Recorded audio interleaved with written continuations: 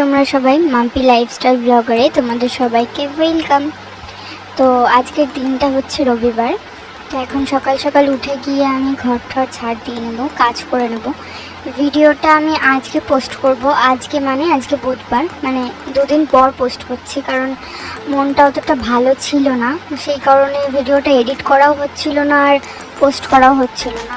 তোমরা হয়তো আগের ভিডিওটা দেখি সবাই জানো যে আমার বাবার অপারেশন হবে বলে হসপিটালে ভর্তি ছিল বাবা। তো অপারেশন হয়ে গেছে, তো কালকে অপারেশন হয়ে গেছে। বাবা এখন খুব ভালো আছে। তো তাই আজকে ভিডিওটা এডিট করছি আর আজকেই পোস্ট করব। তো সকাল সকাল উঠে যা যা কাজ বাজ সেগুলো আমি আগে কমপ্লিট করব। আর যেহেতু আজকে রবিবার, আমার হাজব্যান্ড কোর্টও যায়নি, তার জন্য স্কুটিটা এখানেই রয়েছে। তো সকাল সকাল উঠে যেইগুলো আর কি সংসারের কাজ হয় সেইগুলোই কমপ্লিট করবো আর কি। তো বিয়ের আগে মনে হতো যে সংসার কথাটা 4টে ওয়ার্ডের, হয়তো সেরকমই ছোটোখাটো, ফ্যামিলিতে বেশি কেউ নেই, তাহলে কি হবে, তাও ছোটোখাটো। কিন্তু না, আপস অ্যান্ড ডাউন সবার লাইফেই আছে। ছোট সংসার হোক বা বড় সংসার হোক, সেটাতে 4জন মেম্বার হোক বা 3জন হোক বা 2জন হোক, সেখানে হবেই কোনো আপস অ্যান্ড ডাউন। সেখান থেকে যে প্রবলেমটা ক্রিয়েট হয় সেটাই মনে হয় যে একটা বড় প্রবলেম। সেটা একটা ছোট সংসারেও হবে, একটা বড় সংসারও হবে। তো এই যে সংসার কথাটা সবাই বলে যে না, ভালো দিল্লি का लड्डू जो खाए वो भी पछताए, जो না খায় ও भी पछताए, কিন্তু আসলে সেরকম না। মানিয়ে নিতে হবে সব কিছুই, আর আমাকেও মানাতে হবে, তাদেরকেও মানাতে হবে। এটাই হচ্ছে একটা মানে আর কি নিয়ম, আমি যেটুকু জানি আর কি। তো এটাই হচ্ছে ব্যাপার। আমার সংসারে তেমন কিছু নেই, তেমন কেউই নেই। তবে ওই যে বললাম, আপস অ্যান্ড ডাউন সবারই আছে। তো মাঝে মাঝে মন টন খারাপ হয়ই, স্বাভাবিক, কারণ বাড়িতে কেউ নেই, একা একা থাকি। তো বোন এসছে এখন, তার জন্য একটু এখন ঠিক লাগছে। কিন্তু তাও ওই যেহেতু আমার শ্বশুর কাজে চলে যায়, আমার হাজব্যান্ড কোর্ট চলে যায়, তখন ও বাড়ি আসে 5টার সময় কি 6টা, আমার শ্বশুর ঠিক সেম টাইমেই আসে। তো এরকমভাবে মানে আর কি খুব একটা কি বলবো আর কি, মানে হয় যেটা আর কি, একা ফিল হয়। কতক্ষণ আর ফোন টিভি দেখতে ইচ্ছা করে, মানুষের একটু মনে হয় যে বসে একটু কথা বলি, গল্প করি, কারোর সাথে একটু যাই এদিক ওদিক। তো আমার মানে সেরকমই একটা সেম ফিলিংস হয়। তো এখন মনে হয় যে ছোট সংসার থেকে জয়েন্ট ফ্যামিলি অনেক ভালো, আমার কাছে মনে হয়। কিন্তু যাদের জয়েন্ট ফ্যামিলি তারা বলে না ছোট সংসার ভালো।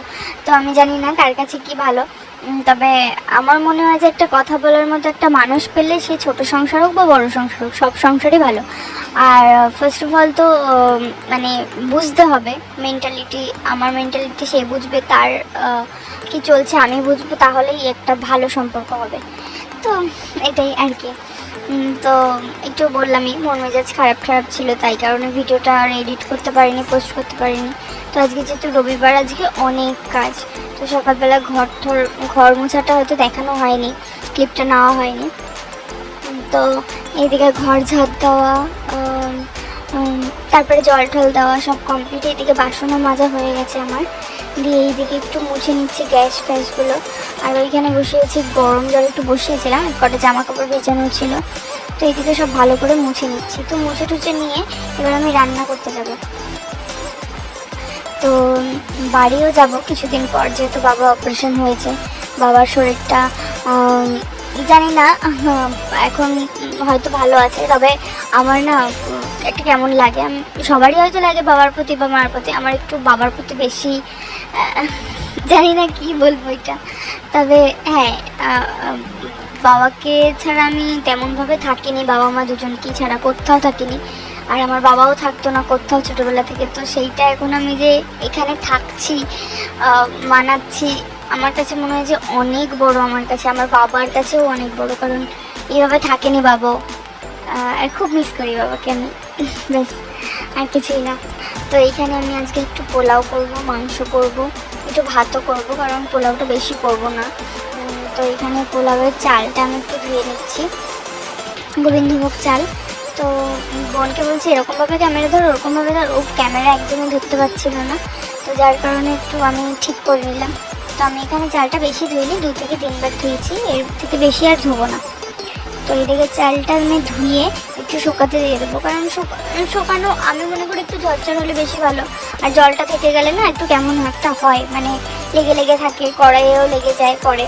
তো একটু যদি ঝরঝরে হয় তাহলে লাগে না জিনিসটা। তো এটা আমি এখন কী করবো, ধুয়ে ভালো করে পরিষ্কার করে, আর যতই ধুচ্ছিলাম দেখছিলাম একটা কেমনই জল বেরোচ্ছিলো, মানে একটা নোংরা বেরোচ্ছিলো, চালের যেই থাকে ধানের যেই ইয়েটা, তো ওইগুলোও বেরোচ্ছিলো, একটা কেমনই লাগছিলো। তো তার জন্য দূর থেকে দুবারই বোধহয় ধুলাম। তো ধোয়ার পরে একটা বড় থালা নিয়ে সেইখানে আমি একটু হালকা করে মেলে দেবো, মানে একটু ছড়িয়ে দেবো যাতে একটু শুকিয়ে যায় ঝরঝর হয়ে। তো ফার্স্টে ডাইনিংয়ের ওপর রেখেছিলাম, দেখছি কিছুতেই শুকাচ্ছে না। এবার আমি গ্যাস চালালে তো ফ্যানটাও চালাতে পারবো না, শুকাবে না। তো ঘরে নিয়ে গিয়ে বিছানার উপর থালাটা রেখে ফ্যান চালিয়ে রাখলাম, তাও তেমন শুকায়নি। কিন্তু তারপরেও কি করব, রান্না তো করতে হবে, নাহলে লেট হয়ে যাবে। তো সেরকমভাবেই এখন রান্না করব। আর বোনকে বলেছিলাম মিক্সি করতে, তারপরে দেখো কাণ্ড, মিক্সি করছে, আমি একটু ভিডিও করছি বলে লজ্জায় আর বাঁচে না। তো তারপরে ওকে বলেছি মিক্সি করতে, তো মিক্সি করেছে। দেখো লঙ্কা এখানে সব ছিল যা যা মশলা লাগে মাংসতে। তো এখানে আমি মাংসটা একটু ম্যারিনেট করে রেখে দেবো। তো নুন, হলুদ, তেল, এইগুলো যা যা দেয় আর কি। তো এখানে আমি নুন দেবো, হলুদ দিলাম, আর জিরে আর ধনেটা আমি মিক্সিতেই দিয়ে দিয়েছিলাম লঙ্কার সাথে। তো এখানে টক দই দিলাম, দিয়ে এবার মশলাটা দিয়ে দেবো, দিয়ে ভালো করে মাখাতে হবে, যাতে মাংসের গায়ে একটু ভালো করে ভরে ভরে মাখাতে হবে, যাতে মাংসটা আর কি ভালো করে ম্যারিনেট হয়, মাংসের ভেতরে একটু মশলাটা যায়। তো আমি এইভাবেও রান্না করি, আবার কষিয়েও রান্না করি, মানে কষাতে তো এমনিতেও হবে, মানে মশলাটা কড়াইটা দিয়ে কষিয়েও রান্না করি, আবার মাংসের সঙ্গে মাখিয়েও রান্না করি, দুটোভাবেই রান্না করি। যখন একটু সাথে সময় থাকে এইভাবে রান্না করি, যখন সময় থাকে না তখন কড়াইতে কষিয়েই রান্না করি। তো এখন মাংসটা ভালো করে ম্যারিনেট করে নেব।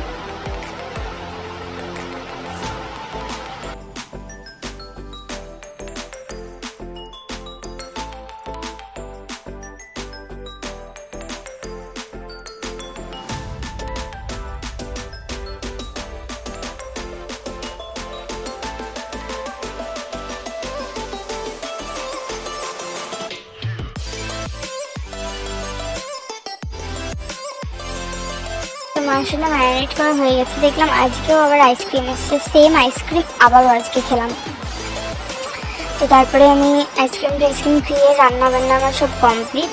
এইবার আমি একটু ছাদে যাবো জামা কাপড় মেলতে, দুদিন ধরে জামা কাপড় এতগুলো জামা কাপড় নিয়ে গেছে, দিয়ে এখন ছাদে যাবো। আর ছাদের রোদ দেখলে আমার মাথা খারাপ হয়ে যায়, মানে আগে মানে বলার মতো না। দিয়ে আমি খুব কমই উঠি ছাদে, কারণ আমার আগে তো স্কুল যেতাম, পড়তে যেতাম, সেলাই যেতাম, এরকম যেতে যেতে না মানে একটা অভ্যেস হয়ে যেত, সারাদিনই সাইকেল চালানো পড়তো, রোদেই থাকা পড়তো। তখন সেরকম হতো না, কিন্তু রোদে আমার একটা অ্যালার্জি আছে, যে লাল লাল হয়ে গিয়ে একটা গোটা গোটা হয়ে গিয়ে থাক থাক থাক থাক এরকম একটা হয়ে যায়। তো সেটার কারণে আমার খুব জ্বলে। তো আবার আগে জিনিসটা হতো না, মাথাটা ঘুরতো না, এখন যেন চট করে ঘর থেকে ওপরে উঠতেই আমার মাথাটা একটু ঘুরে ওঠে, কেন জানি না, হয়তো রোদে অনেক দিন ধরে রোদে বেরোনো পড়ে না সেরকমভাবে। তো এখানে সব জামা কাপড়গুলো মেলবো, দেখতে থাকো।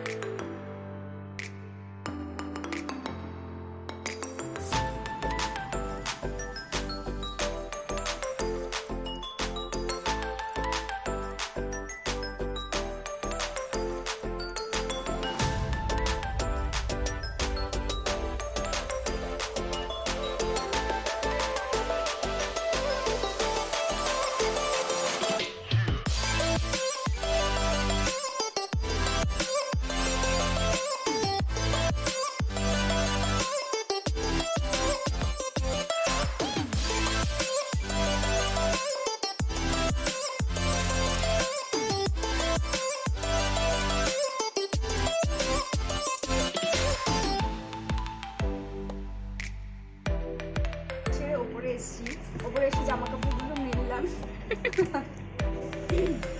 তো জামা কাপড়গুলো মেললাম, দিয়ে ভাবলাম বিকেলবেলা বা ছাদে চলে এসেছি, জামা কাপড়গুলো তুলতে হবে। তো বোনকে বললাম তুই একটু জামা কাপড়গুলো তোল, আমি একটু বসি। তো আমি এই সাইডে বসেছিলাম, বোনকে বলছিলাম জামা কাপড়গুলো তুলতে, আর ও বক বক করছিল, কিছু কিছু বলছিল, জানি না তো কী বলছিল, ঠিক খেয়াল নেই এখন। তো আবার পরে বলছে দিদি আর করতে হবে না, আমি এইটুকুই, মানে ও ঠিক ক্যামেরার সামনে আসতেও চায় আবার লজ্জাও পায়, মানে দুটোই। তো এইখানে ওকে জামা কাপড়গুলো তোলা করাচ্ছিলাম, দিয়ে আমি একটু ফুল গাছে জল দিয়ে নেবো। তো এইভাবে দেখতে পাচ্ছ জল দিচ্ছি। আমি না ছাদে সেরকমভাবে আমার উঠতে ইচ্ছে করে না, আর শরীর খারাপ থাকলে তো একদমই উঠি না, আর শরীর খারাপ যদি না থাকে তো উঠি, তো তখন জল দিই। এছাড়া আমার শ্বশুর জল দেয় মাঝে মাঝে, তো সেই জল দিচ্ছিলাম আমি এখন। যেহেতু ছাদে এসছি তো আমি ভাবলাম জলই দিয়ে নিই। তো বোন যখন এসছিল তখন দেখো ফুল, মানে আমি বলেছিলাম যে ক্লিপ নিবি, তো ক্লিপ নিয়েছিল, এগুলো ফুল গাছগুলো এরকম ফুল ফুটেছে। তো ভিডিওটা এই পর্যন্তই। ভালো লাগলে like, comment, share and subscribe করতে একদম ভুলো না। আর আমি একটা সেকেন্ড চ্যানেল খুলেছি মাম্পি ব্লগার নামে, তো সেই চ্যানেলটাকে একটু সাপোর্ট করো, সাবস্ক্রাইব করে দিও। তো আবার ফিরে আসবো একটা নেক্সট ভালো মজাদার ভিডিও নিয়ে। তো ভালো লাগলে কিন্তু like, comment, share and subscribe করতে ভুলো না। Bye bye.